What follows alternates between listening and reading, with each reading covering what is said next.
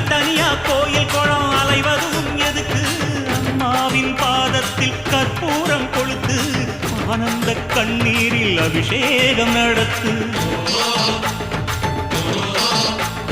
காட்டு வீரங்கெல்லாம் கொடுத்தா தாம் மதிப்பு பணக்காவி தூரவி எல்லாம் விழிஞ்சா தாம் மதிப்பு பணம் கொஞ்சம் இருந்தாலும் கொடுத்தா தாம் மதிப்பு நீ மகன் என்றால் உன் தாயை மதிச்சா தாம் மதிப்பு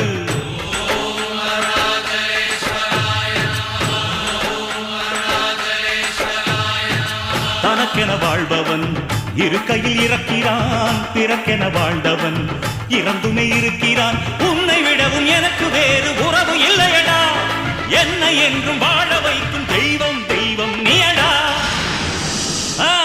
அதாண்டா இதாண்டா அருணாச்சலம்